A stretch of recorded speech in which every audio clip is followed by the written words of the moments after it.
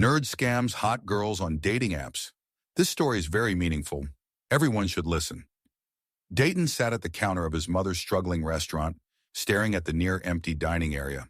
The dim lighting made the vacant tables appear even more desolate. His mother, Linda, was behind the counter, absent-mindedly wiping a glass, her face drawn with worry.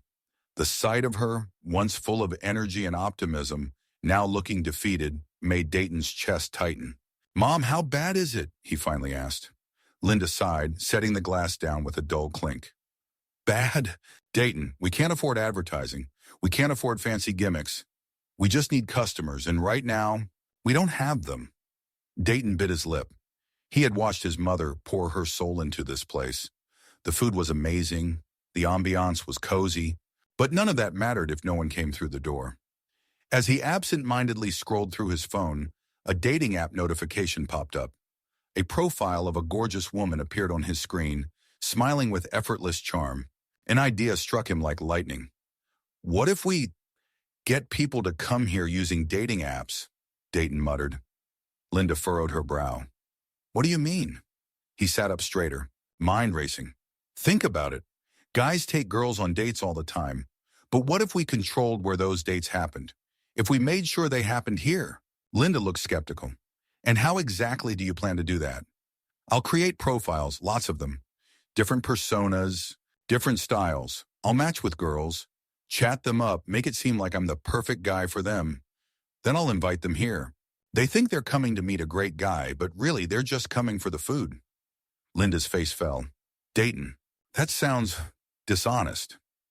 "It's not like I'm scamming them out of money," Dayton argued. "They're still getting an amazing meal. And who knows?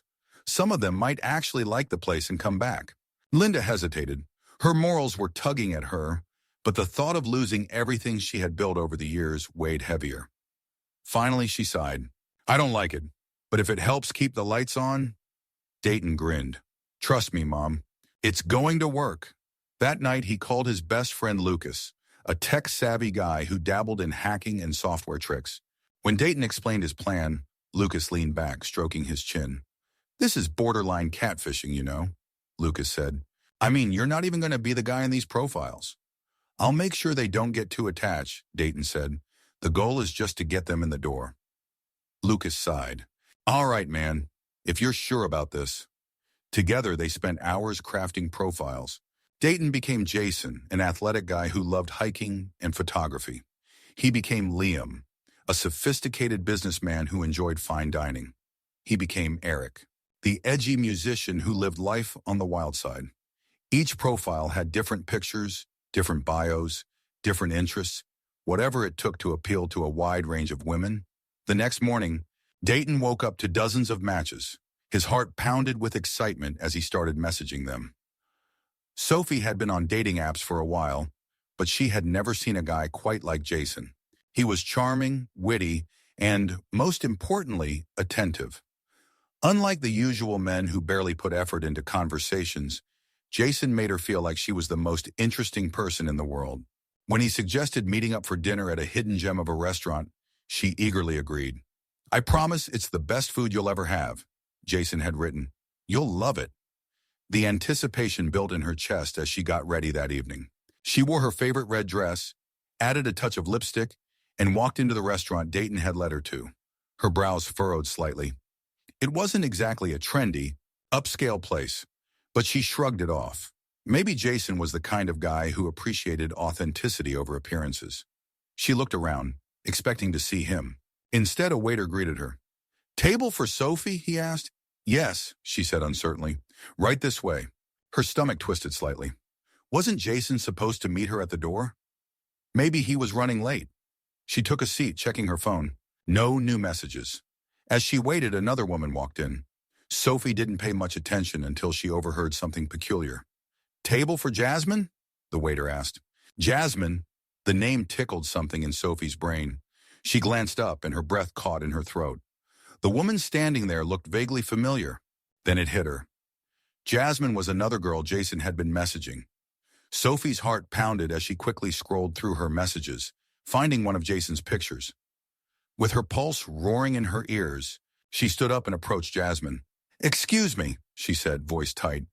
"You're here to meet Jason, right?" Jasmine blinked, surprised. "Yeah, why?" Sophie turned her phone around, showing Jason's profile. "Because so am I." Jasmine's face darkened.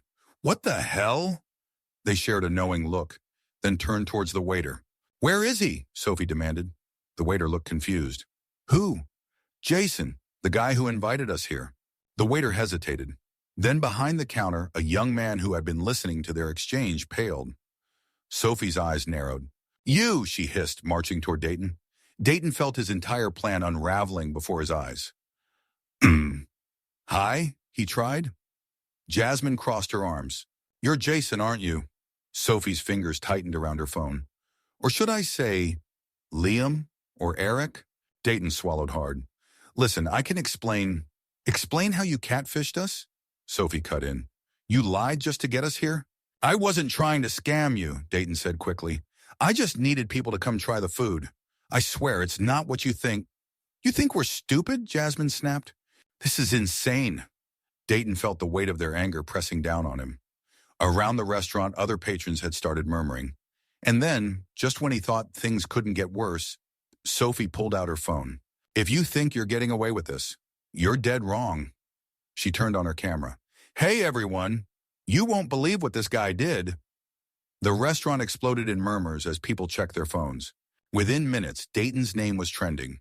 And just like that, his world collapsed. Dayton's heart pounded as he watched Sophie record her video, her voice dripping with outrage. "This guy right here," she said, angling her phone to capture Dayton's guilty face, "created multiple fake profiles on dating apps just to lure women into his mom's restaurant. Catfishing at its finest. Ladies, beware." Jasmine crossed her arms. "This is disgusting. You used our time and emotions just to get more business? Do you have any idea how messed up that is?" Dayton held up his hands. "Wait, just wait. I know how bad this looks, but I swear I never meant to hurt anyone. I just wanted to save my mom's restaurant." "By lying," Sophie snapped. "You think that's how you build a business?" The tension in the restaurant thickened. Other diners whispered among themselves, some pulling out their phones, likely checking social media for updates. Dayton swallowed hard. Then the front door swung open, and Linda rushed out from the back, breathless and confused. "What is going on here?" Sophie turned to her. "Are you his mom?" Linda hesitated. "Yes, I am." "Then maybe you should know that your son is out here manipulating women just to bring in customers," Jasmine said sharply. "I bet you had no idea, did you?" Linda's face paled. She turned to Dayton, her voice quiet but full of disappointment. "Dayton, what did you do?" Dayton looked away, shame washing over him. I thought I was helping," Sophie scoffed. "Helping? You tricked us? And for what? A couple of extra tables filled." Dayton clenched his fists. "You don't understand. My mom has worked her whole life for this place, and no one was coming. I thought if people gave it a chance, they'd see how great it was." Jasmine shook her head. "And instead of actually making the place known the right way, you lied. You used people." Dayton ran a hand through his hair, panic clawing at his chest. He was losing control of the situation, and fast. "Please, I didn't mean to hurt anyone." Linda looked at him, eyes glistening. "You should have told me what you were doing. This is wrong, Dayton. I never raised you to be like this." Dayton felt his stomach drop. His mother's disappointment cut deeper than any of the anger from Sophie or Jasmine. And then, as if things couldn't get worse, his phone buzzed violently in his pocket. He pulled it out and saw multiple notifications flashing on the screen. "Banned. Your account has been permanently suspended from our dating platform due to multiple reports of fraud."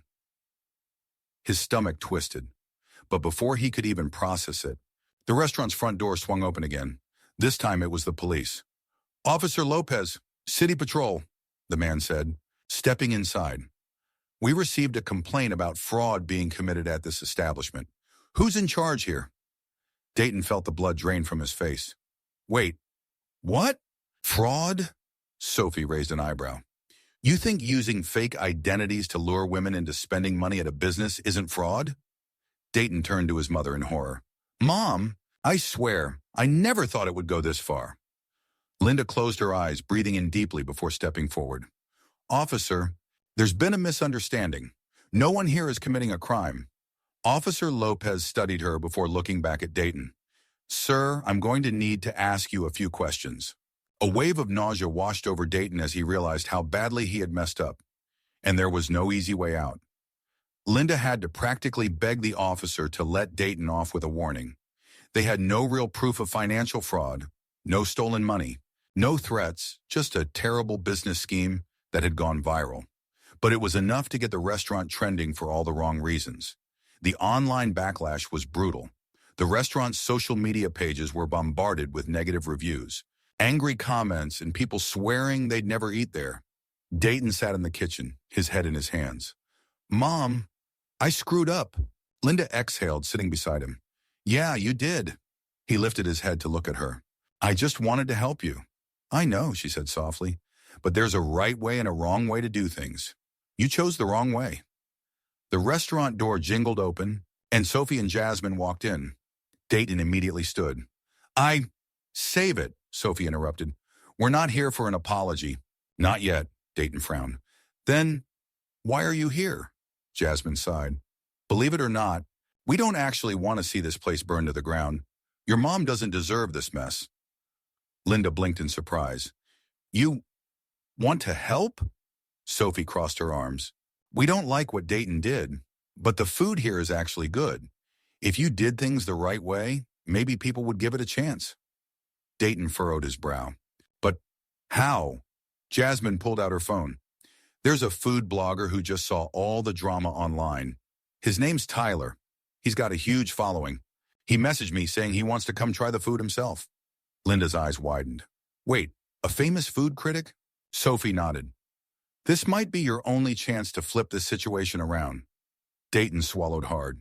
He didn't deserve this lifeline, but he also knew he couldn't waste it. Okay, he said. Tell him to come. When Tyler walked into the restaurant the next evening, the entire staff was on edge. The online backlash had settled slightly, but this was their one shot at redeeming themselves. Tyler, a confident, charismatic man in his early 30s, took his seat and looked around. So this is the infamous restaurant, huh? Linda forced a smile. I hope we can change that narrative for you. Tyler chuckled. Let's see what you've got. The kitchen worked at full speed. Every dish was prepared with extra care. Every ingredient measured perfectly. Linda personally delivered the meal to Tyler's table. When he took his first bite, everyone held their breath.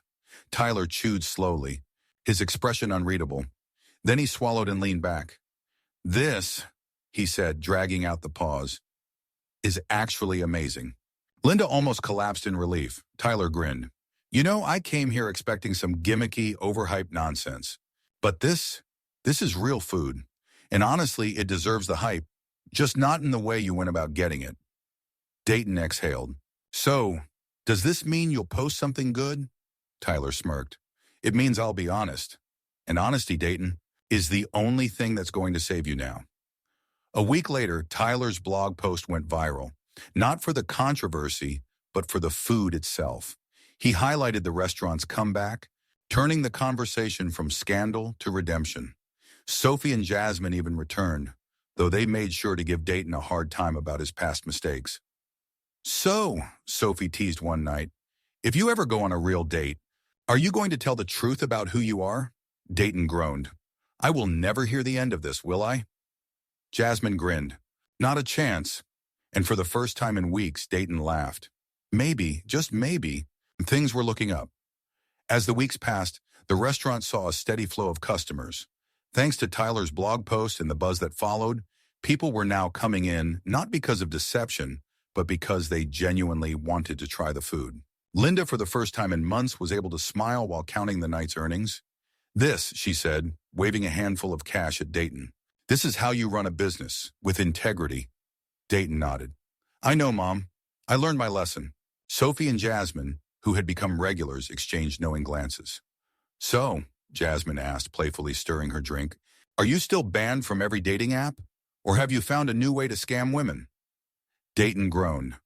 First of all, I wasn't scamming. Sophie cut him off with a smirk. Oh, you absolutely were. Fine, Dayton conceded. But no, I haven't tried rejoining. I think I've had enough online dating drama to last me a lifetime. Good, Jasmine said, because we still don't trust you with that. They laughed. And for the first time, Dayton didn't feel like a complete loser. Just when things seemed to be settling down, however, a familiar voice made him freeze. Well, well, well, look who managed to turn a scam into success. Dayton turned to see Lucas standing at the entrance, arms crossed. His old friend had been avoiding him ever since the scandal broke. Lucas, Dayton said, standing up. Man, I was going to call you. Lucas raised an eyebrow. Oh? After you dragged me into your mess, got me temporarily banned from the app too, and then ghosted me. Dayton winced. Look, I'm sorry. I wasn't thinking. I was desperate, and I dragged you into it. I get if you don't want to talk to me again. Lucas sighed, then shook his head. I'm not gonna lie, dude, I was pissed. But then I saw how you owned up to it. That's more than I can say for most people. So, I figured I'd give you another chance. Dayton exhaled in relief. Thanks, man. That means a lot. Lucas smirked. But if you ever drag me into one of your dumb ideas again, I swear I will personally hack your life and ruin you. Duly noted, Dayton said quickly. Sophie leaned in. Wait, you're a hacker? Lucas shot her a wink. A good one. Unlike this guy, I actually know how to cover my tracks. Dayton groaned. Great. Now I'm never going to live this down.